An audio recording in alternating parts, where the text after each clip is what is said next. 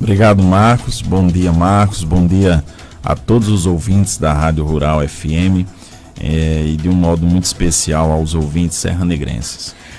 O que é que pesou para a Serra Negra do Norte, para a sua gestão, vencer aí o Prêmio Sebrae 2019?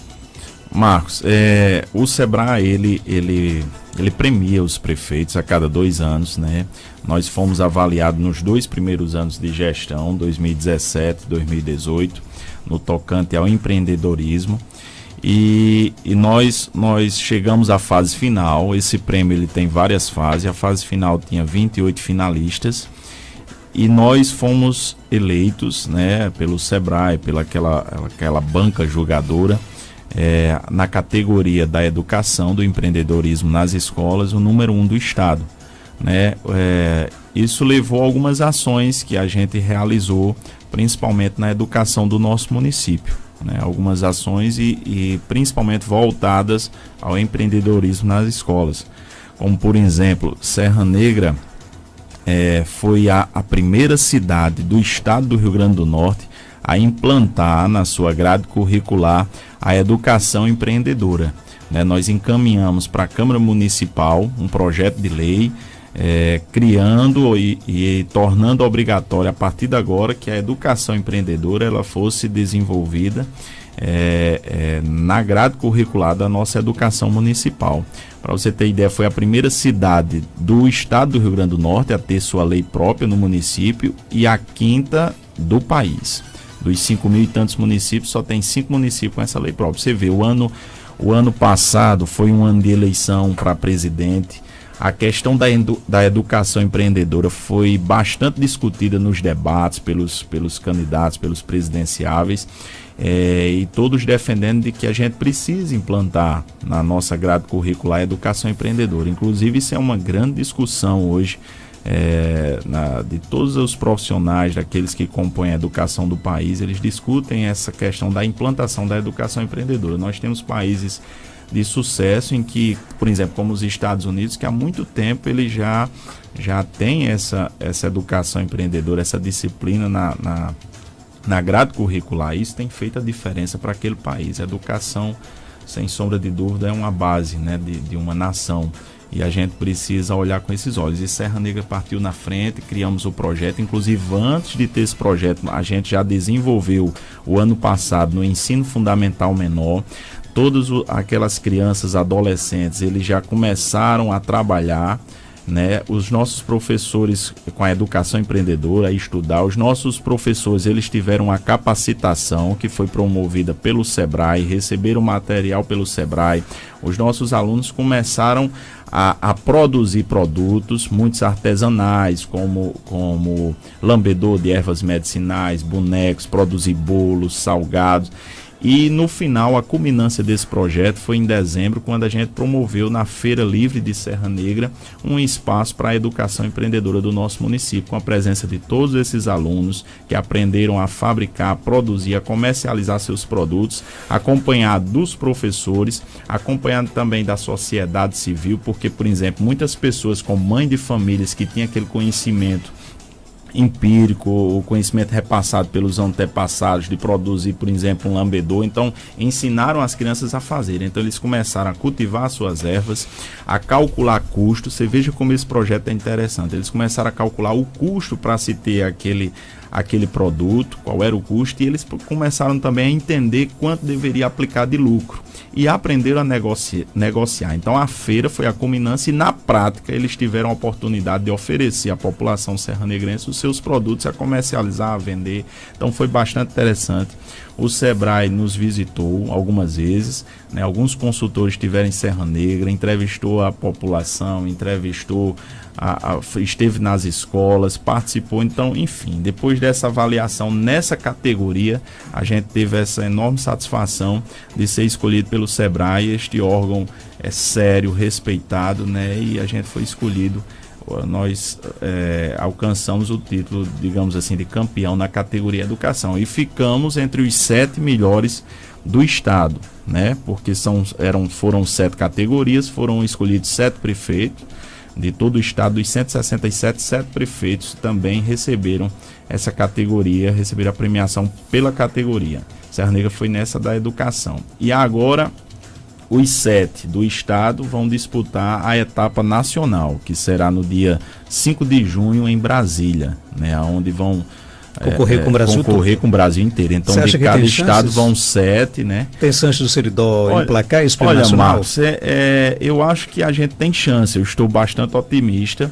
Quando eu digo a você que só tem 5 municípios que implantaram essa lei no país, eu acredito muito no nosso potencial. O nosso projeto, modesta parte, é muito bom, né? Nós recebemos muitos e muitos elogios pelos consultores, né, do SEBRAE, da avalia da importância desse projeto.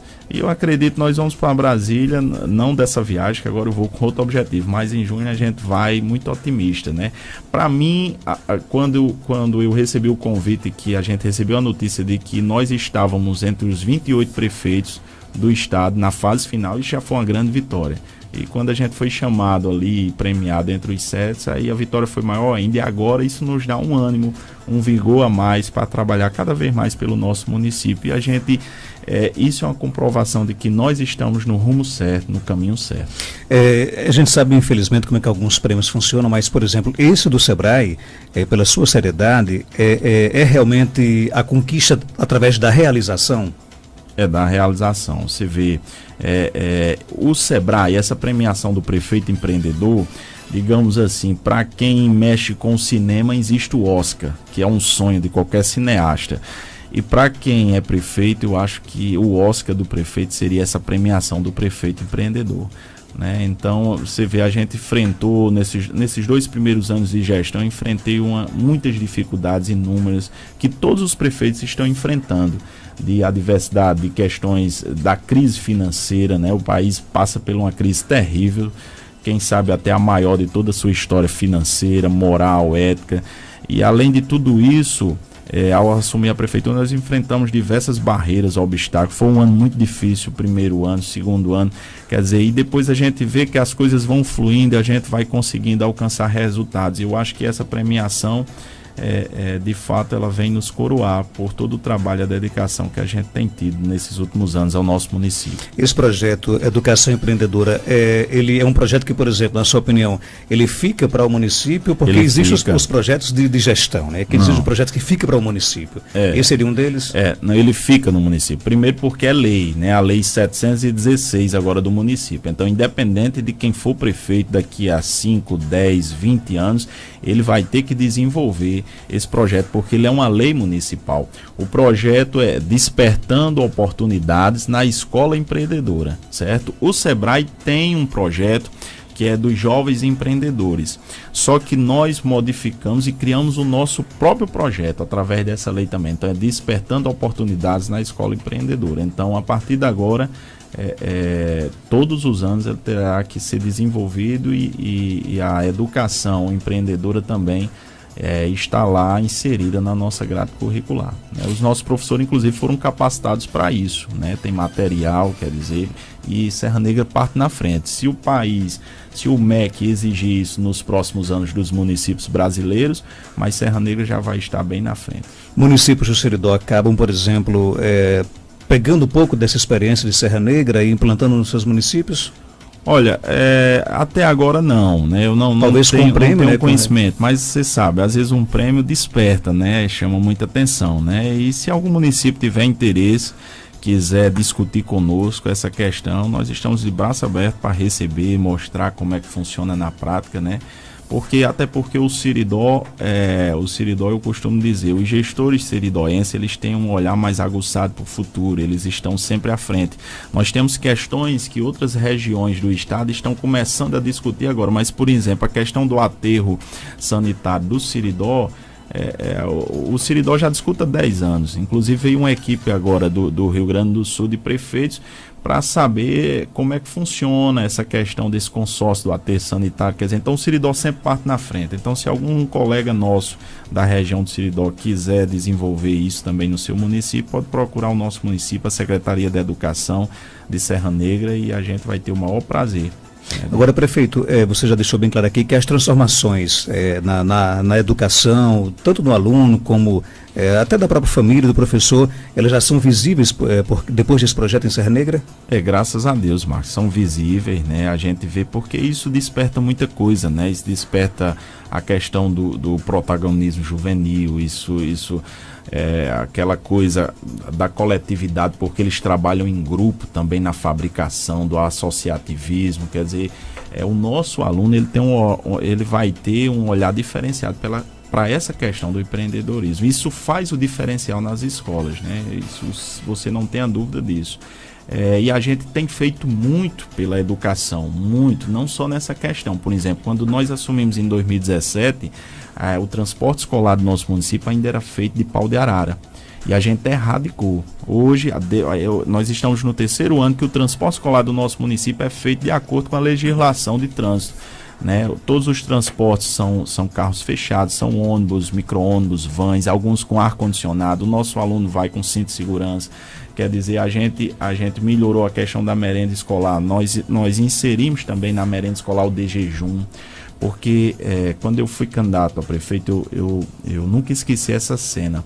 O nosso município ele é muito vasto territorialmente. A gente se limita com 7 municípios. E um dia eu cheguei no mês de setembro, por volta de 10 horas da manhã, eu acho que não era 10 horas da manhã, encontrei um aluno lá perto da comunidade Pitombeira, uma comunidade muito distante, pedindo informação, e ao final ele me disse o seguinte: eu perguntei, fiquei curioso, ele já estava com a farda da escola, eu perguntei a ele se ele ia para a escola naquela hora, ele disse sim. Aí eu disse, mas você almoça onde? Ele disse, eu já almocei. Eu almocei 9 e pouco em casa e fui embora. Ele olhou para mim e disse, prefeito, eu queria inclusive lhe fazer um pedido. Se o senhor fosse eleger prefeito, eu queria que o senhor acabasse com a coxinha e o pastel. Essa história é interessante, a coxinha e o pastel na merenda escolar. E eu acreditei que fosse o salgado, a coxinha e o pastel. E eu disse... Certo, mas serve coxinha e pastel? Quer dizer, eu olhei do ponto de vista nutricional, né? Imediatamente, quando ele falou coxinha e pastel, ele começou a rir, ele disse, olha, porque a gente chama a bolacha creme crack de pastel e a Maria de coxinha.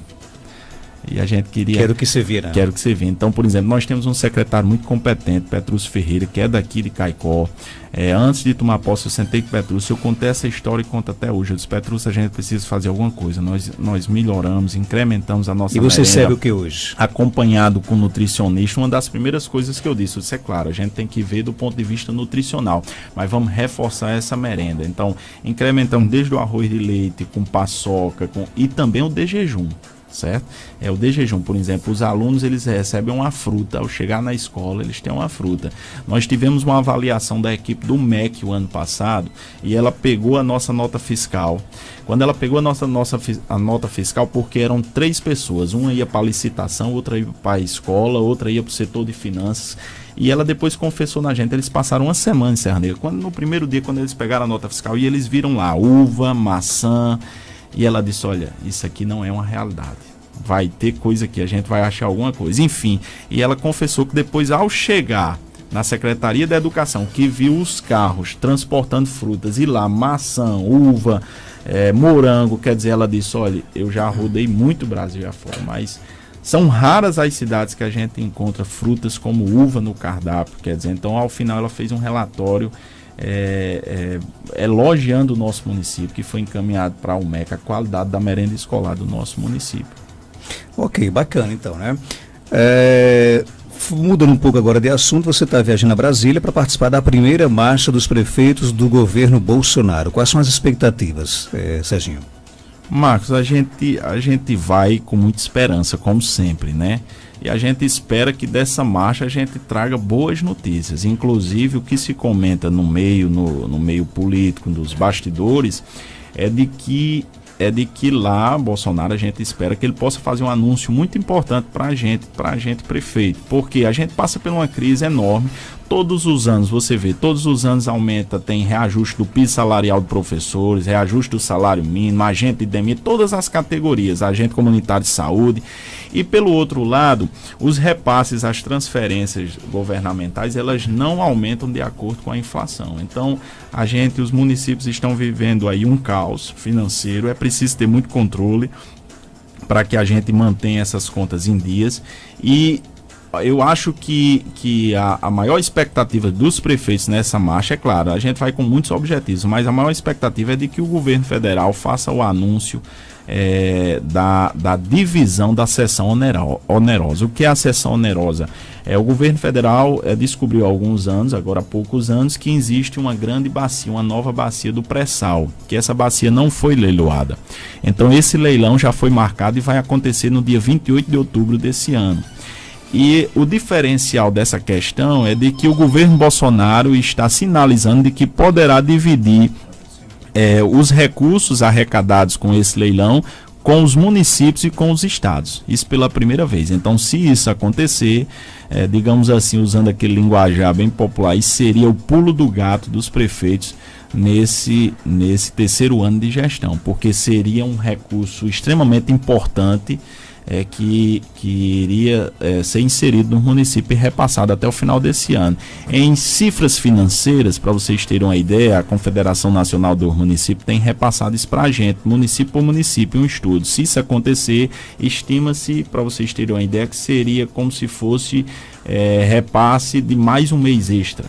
Certo? Mais um mês extra que entraria no município. Então, já que o município não tem o 13º, seria o 13º para os municípios. Certamente também nessa marcha dos prefeitos, possivelmente o assunto também será a reforma da Previdência, né? Que tá não, aí. Sem dúvida.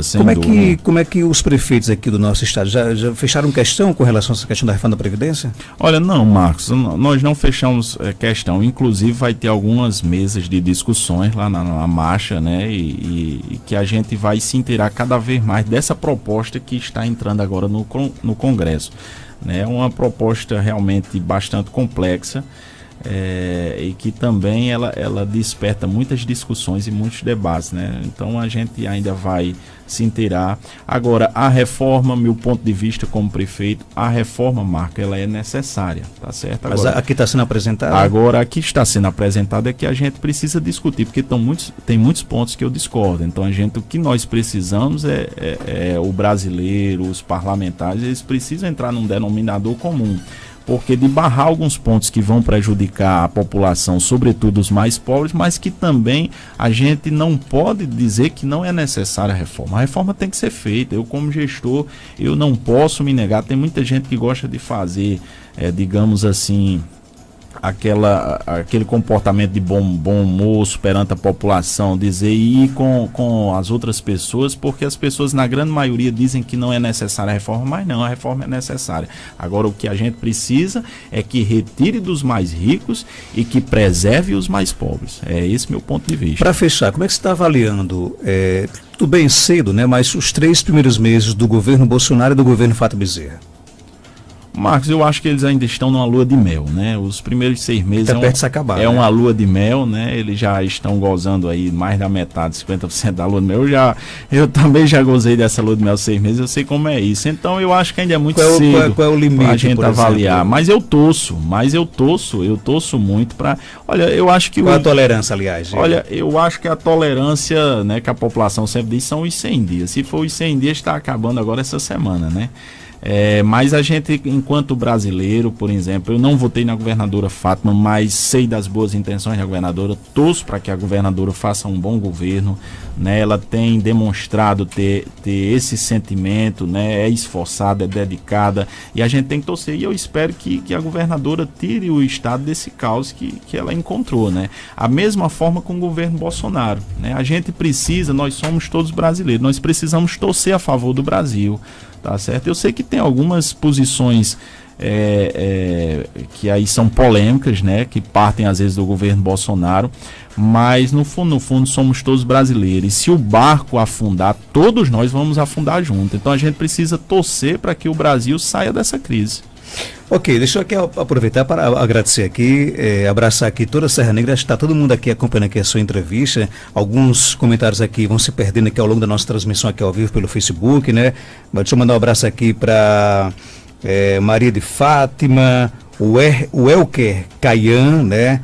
Ana de Fátima, Romar Aristides, nosso companheiro aqui também no fim de semana 95, Adriano José, Geisiane Maris, Flaviano Vanderlei, Maria José, Jonas Medeiros, João Batista, Daiane Nascimento, aquele abraço forte, e também abraçar aqui a vereadora Ana Karine Nóbrega e o seu pai, o amigo Dilvan Monteiro, né? Isso. Então, em nome dessas pessoas, abraçar aqui toda a Serra Negra do Norte. Obrigado, Serginho. Algo mais a acrescentar? Pode ficar à vontade. Não, agradeço, Marcos, pelo espaço, né? E agora a gente está partindo para Natal, vamos a Brasília. E só também abraçar uma pessoa que, como você mesmo disse, foi muito importante essa conquista, que é o secretário Petrúcio Ferreira. Não, né? sem dúvida, sem dúvida. Petrúcio foi quem, desde o início, conosco, foi quem nos motivou, quem acreditou ele conosco deve estar todo também. Com o peito lavado agora. Não é para menos, né? Ele acreditou nisso. Graças a Deus, Marcos, nós temos um secretário extremamente competente, Petrúcio, e Caicó deu à Serra Negra esse presente. Então, também parabéns a Petrúcio. Então, bom dia a todos. Bom dia a todos os ouvintes da Rádio Rural e em especial, mais uma vez, aos meus amigos serranegrenses.